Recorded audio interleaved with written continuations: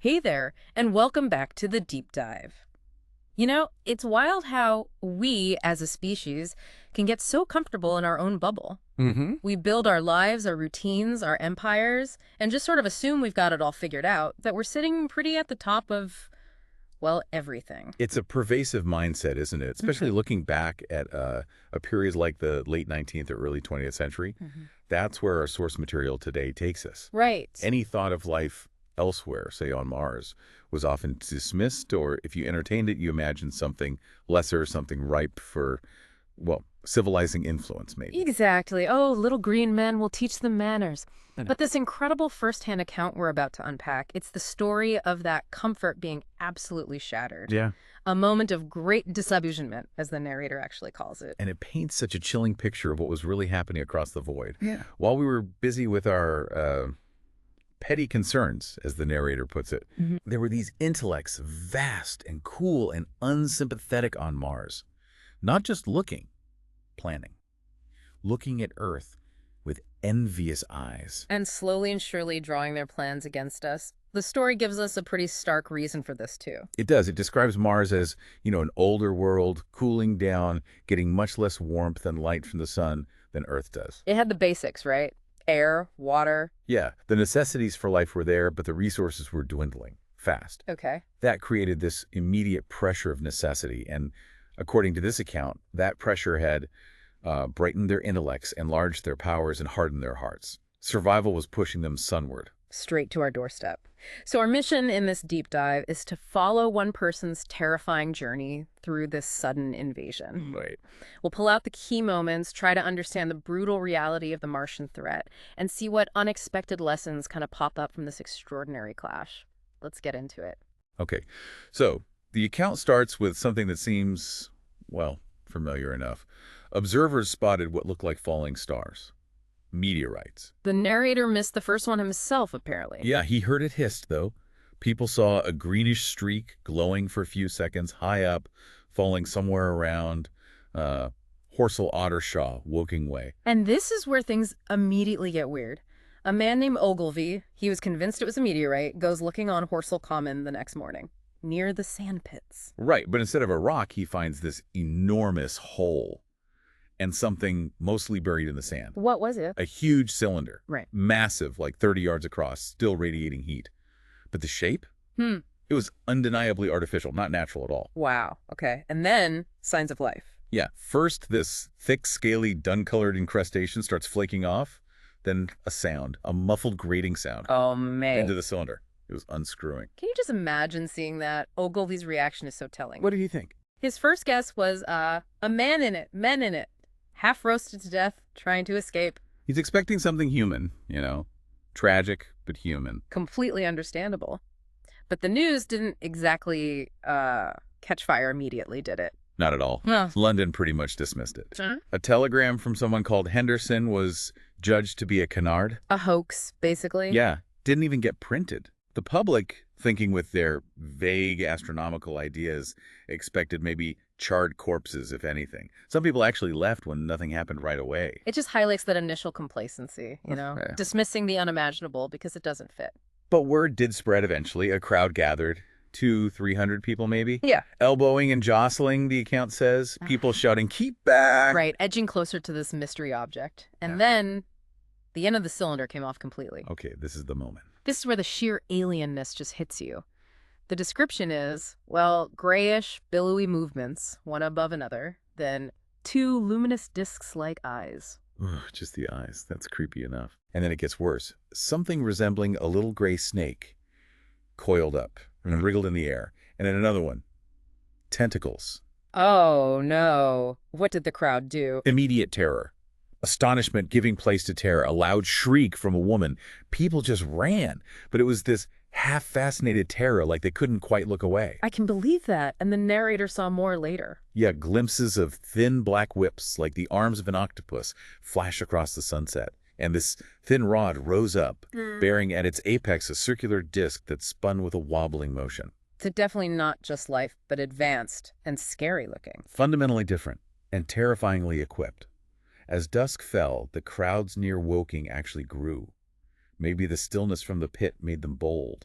People started creeping forward again. That sounds like a terrible idea. It was. This is when the Martians showed their hand, a sudden flash of light. Then, luminous greenish smoke came out of the pit in 3 distinct puffs. Greenish smoke? Yeah, rising straight up. A faint hiss grew into this humming, then a long, loud droning noise. A humped shape rose out of the pit, and then the ghost of a beam of light seemed to flicker out from it. The heat ray. The heat ray. Flashes of actual flames started appearing. Trees, the church tower, the mosque pinnacle in Woking. Things just bursting into smoky red flame. Instant incineration. Silent, too. Pretty much. Just this flash and gone. People near the pit struck down immediately. Horrifying. The narrator just fled. Collapsed by a canal, utterly terrified. He mentions his mind sort of shut down for a second, feeling like an ordinary citizen again, struggling to believe what he'd just seen. He managed to get home, told his wife, but even then, he didn't fully grasp it, did he? No, he clung to familiar ideas. Thought the Martians were maybe sluggish, tied to the pit, could be easily taken out by artillery. Shows how hard it was to process this new kind of enemy. And London was still mostly clueless. Yeah, ignorance persisted there. Vague reports were coming in. Men from Mars, Heath fire. Traffic was normal mostly, just some disruption from troop movements on the railways.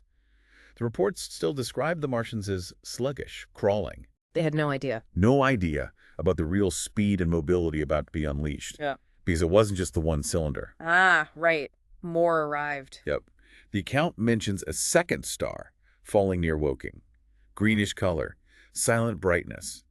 Then a third near Perford lurid green glare during a thunderstorm. And the third one, that's where things really kicked off. That's when the invasion properly accelerated.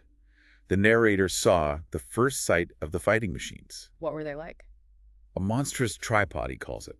Higher than many houses. A walking engine of glittering metal just striding over pine trees, smashing them.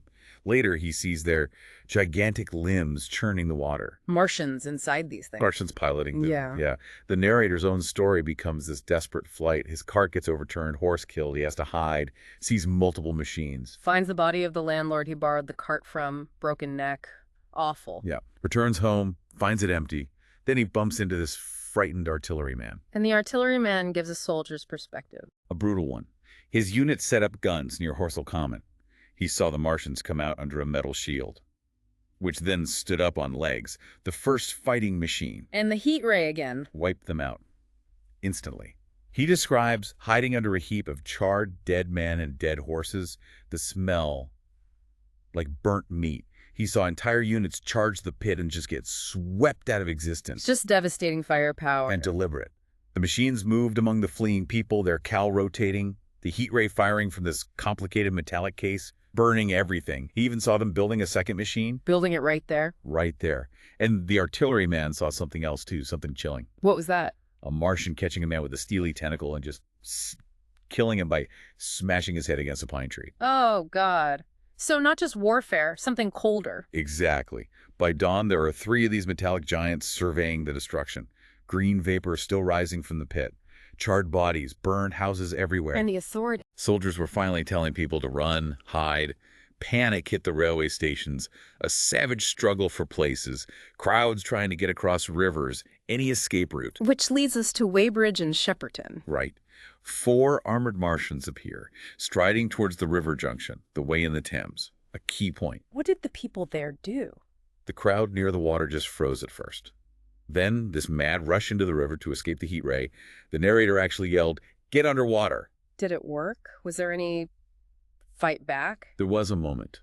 One Martian machine seemed to struggle in the water, its legs churning. It started spurting this ruddy brown fluid.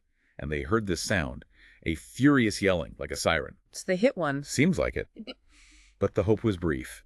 Steam and fog rose from the water. 2 other Martians immediately went to help their fallen comrade, while the others just kept firing the heat rays.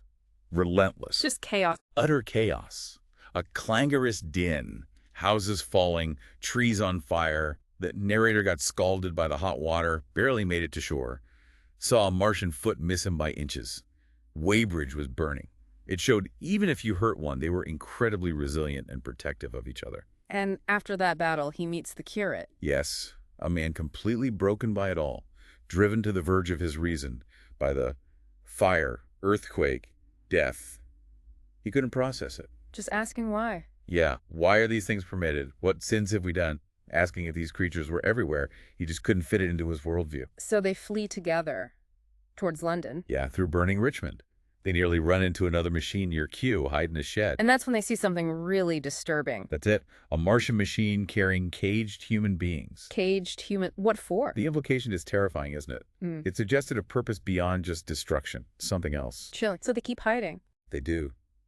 Find a battle site, later scorched earth, burned bodies, smashed guns, clear evidence of a human battery just obliterated. Eventually, they find a house that's been hit by the fifth cylinder. Fifth? They kept coming. Oh, yes. The house is partly collapsed, burying them under ruins. They end up trapped in the scullery. Trapped near the Martians. Right near the new pit. They start hearing noises outside, like an engine shed, the ground rocking, digging, hammering. Martian industry. They could see what was happening. They found a peephole, and they saw this. Metallic spider, a handling machine. 5 legs, lots of tentacles, more complex than the fighting machines. What was it doing? Extracting materials from the cylinder rods, plates, bars, and working with them. The account even mentions it seemed almost autonomous, like another digging machine nearby that worked without a directing Martian at all. Shows incredible engineering. And being trapped there gave the narrator insights into the Martians themselves. Profound, disturbing insights. He describes them as heads, merely heads, no bodies like we have. Entrails they had none. They didn't eat or digest like us. So how did they sustain themselves? This is grim. They inject fresh, living blood of a human into their veins. Oh my God, directly into their veins. Yeah, the narrator saw it happening but couldn't bring himself to describe it fully. And reproduction. By budding, like plants. Budding. Yeah. The idea is their evolution prioritized brain over body, selfish intelligence, no human emotion. Physically, they had no sense of smell, large eyes, a fleshy beak, and an ear on the back. Yeah. Just alien. And they had advantages, right? Like disease. Crucial advantage, immunity. The theory is microorganisms have either never appeared upon Mars or Martian sanitary science eliminated them ages ago. Earthly germs meant nothing to them. But they brought their own stuff. They brought the red weed. This plant, vivid, blood red, grew incredibly fast from seeds they brought. It started choking the rivers, spreading everywhere. Had a sickly metallic taste. It was terraforming Earth, in a way. Making it alien. Exactly. And communication. The narrator became convinced it wasn't sound. Telepathic. He believed so. Yeah. Interchanged thoughts without any physical intermediation. That strange hooting sound they made. Just air expulsion before feeding, apparently. So he's trapped in this ruin, learning all this, with the curate who's losing his mind. It's a terrible situation. Yes. Starving. The curate becoming more irrational, obsessed with sin, talking loudly, wanting to preach. Which is dangerous. Extremely. In a moment of sheer terror, needing silence, the narrator hit him with the butt of meat chopper. He killed him. He silenced him. The curate lay still. Then a Martian tentacle actually explored the scullery, touched the curate's head. The narrator hid in the coal cellar. The Martian took their remaining food. He was left alone without food or drink for days, despairing. Just unimaginable. And then... And then, the most unexpected thing, silence. The noises from the pit stopped. After days fearing the worst, he finally ventured out. What did he find? Death. But not his. Motionless machines. Martian bodies scattered everywhere, nearly 50 altogether, he estimated. They were all dead. Dead? How? What happened? The ultimate irony. Earth's own putrefactive and diseased bacteria, our microscopic allies. The Martians had no resistance. The very things they presumably wiped out on Mars. Exactly. Humanity, through, as the narrator says, 1 billion deaths over millennia, had built immunity. The Martians hadn't. They were apparently dying and rotting even while they were still active. Wow. So not human weapons, not strategy, just germs. Just germs. Death had come, the narrator writes, not a day too soon. His first thought was divine intervention, the angel of death. But then the realization hit. It was microbes. The smallest things on Earth saved humanity. Even their flying machine was stopped. The red weed, too. Everything. The great flying machine they were building grounded by death. The red weed was dying too, being slain by Earth's environment. It completely flips the script. We were helpless, basically, saved by the invisible. A profound lesson about vulnerability, isn't it? Where it can truly lie. In the aftermath, the narrator walked through this dead London. What was it like? Ruined. He felt a sense of dethronement, like just another animal among the animals. The red weed was still everywhere, making the landscape feel completely alien. But was there any hope? There was. Amidst the desolation, a sense that healing would begin, Survivors would return. Life would restart. London was ravaged, but not extinguished. He'd lost time, right, after the ordeal in the house. Yeah, about 3 days of memory gone.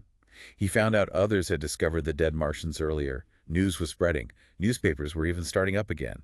He mentions seeing a Daily Mail placard. So he tries to get home. Travels back, sees the destruction. Wimbledon was hit hard.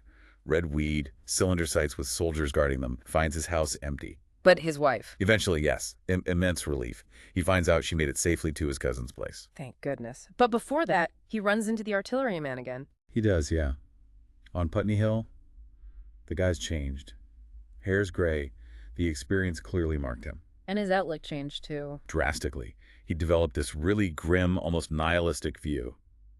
It is all over with humanity, he says. We're beat. He calls it never was a war. Just men and ants. Humans are just eatable ants now. So what was his plan? Give up? No. Survive. But survive under their feet. Live underground in London's drains and tunnels. Keep independent. He had this idea that the weak, useless people must die. Even fantasized about capturing a fighting machine and using the heat ray himself. Wow. Quite the shift. But the narrator, while initially impressed by his determination, saw the flaws. The plan was based on this tiny burrow barely started. And the artilleryman himself seemed, well, lazy, a dreamer, not really equipped for this harsh new reality. It shows how differently people coped or failed to cope. So the narrator leaves him? Yeah, walks back towards London, sees the red weed glowing at night, this violet-purple fluorescent glow, feels remorse about the cure, desperate to find his wife. He hears that sound again. The Martian sound. The wailing oola, oola, oola. It gets inside his head. He sees scavengers, dogs fighting over remains near a wrecked handling machine. Martian bits gnawed by dogs. Then the wailing just stops. Silence. He runs from it. Comes back at dawn to Primrose Hill. And sees the dead Martians. Sees them all laid out. Yeah. The scale of their defeat finally visible. What a journey. What's the lasting impact described in the account? Well, it apparently promoted the conception of the common weal of mankind. Brought humanity together, facing this external threat. There's speculation the Martians learned their lesson, maybe went to Venus instead. We're still watching Mars, though. Oh, yeah. Continued scrutiny. Shooting stars now bring unavoidable apprehension. But the biggest shift was philosophical. How so? Before, the belief was basically, we're alone. Life only existed here, beyond the petty surface of our minute sphere. Now, they knew better. Life is out there. And if Martians could cross space, maybe humans could too, eventually. Looking ahead, maybe even needing to. So it broadened horizons, violently. Violently and profoundly. There was even scientific speculation kicking off about exactly how the bacteria killed them. Theories involving unknown elements reacting with argon in their systems. Okay, so wrapping this up, what are the big takeaways from this deep dive into such a, well, vivid and terrifying account? I think it's a really powerful look at perceived dominance versus actual vulnerability. Humanity, with all its societies, tech, armies, completely outmatched. Yeah, by an enemy we couldn't even conceive of properly. And the huge twist, the incredible irony, is we weren't saved by our own strengths. Not by courage or invention. We were saved by bacteria, by germs. The stuff the Martians had apparently conquered on their own world. It just highlights our connection to the microbial world, right? The one we usually ignore or fight. Our whole history of disease, all those deaths, inadvertently built the very shield that saved us. It really makes you think about our own blind spots today. What vulnerabilities do we have that we don't even see? What threats could come from places we take completely for granted? How do you even prepare for that kind of unknown? It's a huge question. So this account, it's chilling, but there's that strange thread of hope in the end, isn't there? Definitely. It's a reminder, I suppose. A reminder that the universe is vast, full of possibilities and dangers we can't imagine. And maybe, just maybe, the most powerful forces aren't the ones we build, but the ones we can't even see.